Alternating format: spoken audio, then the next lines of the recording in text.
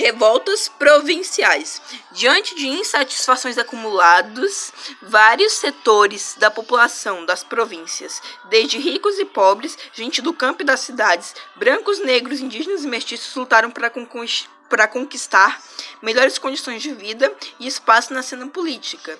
Esse descontentamento culminou em várias revoltas ocorridas durante o período regencial. Revolta dos Malês. Em 1835, ocorreu na Bahia uma das mais importantes revoltas de escravizados da história do Brasil. A maioria desses escravizados era malê, nome dado aos muçulmanos vindos da África Ocidental. Entre os líderes do movimento estavam o pacífico Licutã Manuel Calate e Luiz Sanin. Não se sabe quais eram os planos exatos dos revoltos, porém muitos historiadores apontam que tinham como objetivo lutar contra a escravidão, a imposição do catolicismo, a discriminação racial e a miséria que assolava a maior parte da população de Salvador. Os malês juntaram dinheiro para conquistar armas e assim enfrentar os senhores brancos que os oprimiam. A revolta foi planejada para ocorrer em 25 de janeiro, mas uma denúncia antecipou o início do movimento. Na noite de 24 de janeiro, alguns rebeldes foram cercados por policiais na casa de Manuel Calafate.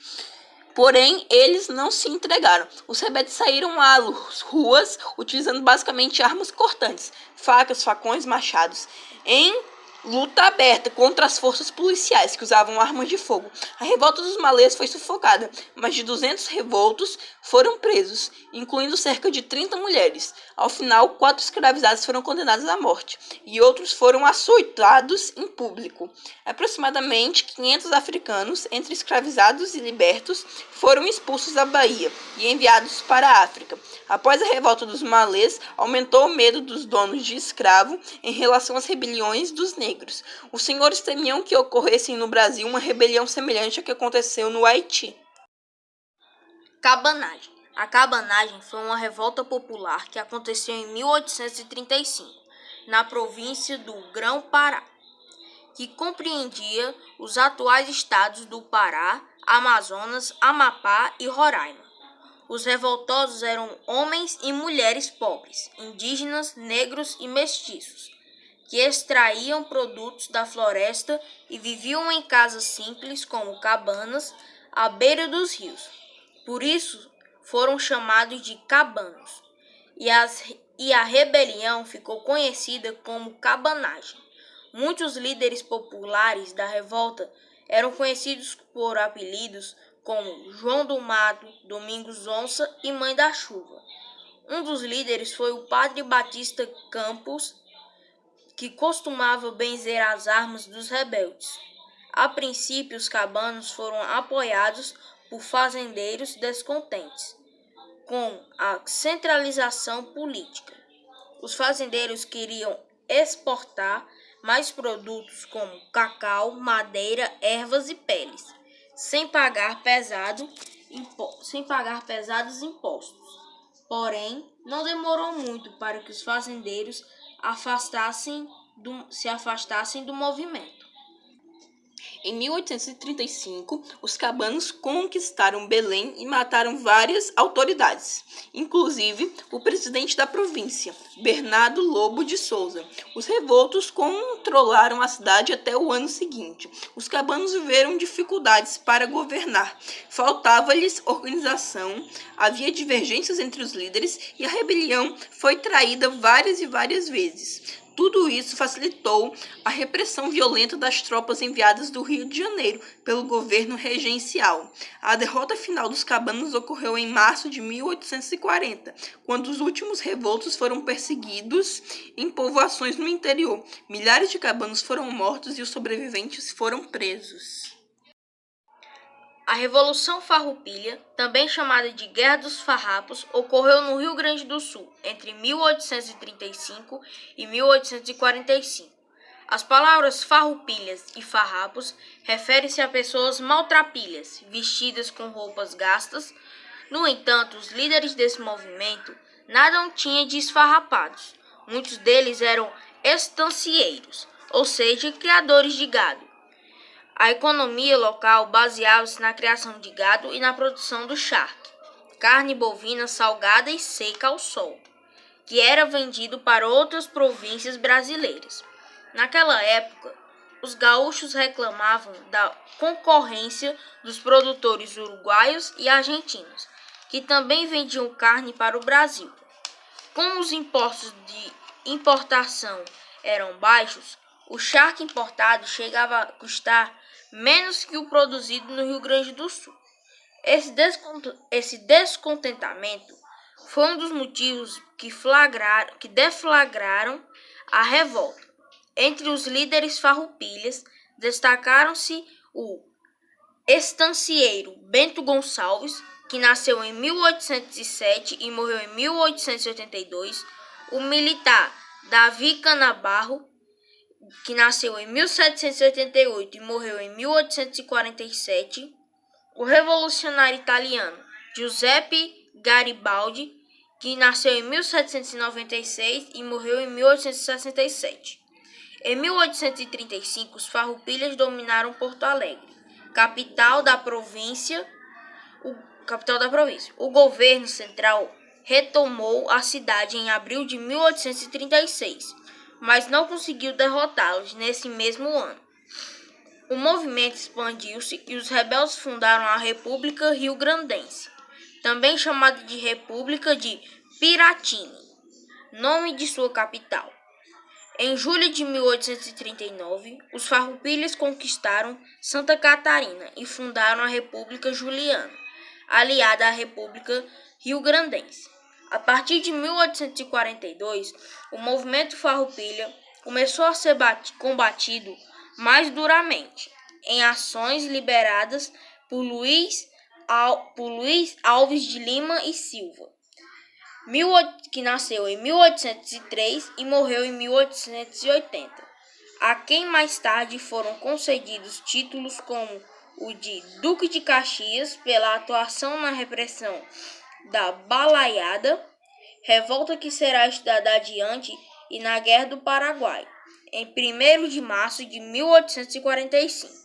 Já durante o segundo reinado, foi celebrada a paz do Ponche Verde entre os farroupilhas e as tropas imperiais. Os revoltosos receberam anistia ou perdão imperial e não foram punidos. Fizeram parte do acordo de paz as seguintes medidas: os farrapos puderam escolher o presidente da província do Rio Grande do Sul. Os oficiais do exército farroupilha foram incorporados ao exército imperial, ocupando os mesmos postos. A taxa de importação sobre o charque uruguaio e argentino foi elevado para proteger a produção brasileira. Os escravizados que lutaram ao lado dos farroupilhas foram libertados. No entanto, essa medida beneficiou poucos deles, pois a maioria tinha morrido durante as lutas.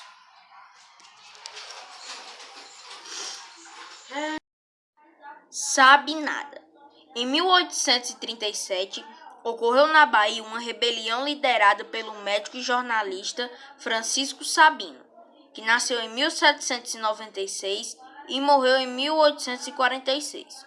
Conhecido como Sabinada, entre as motivações estavam o descontentamento com a centralização do governo regencial e o desejo de manter autonomia da província, conseguida com o ato adicional em 1834.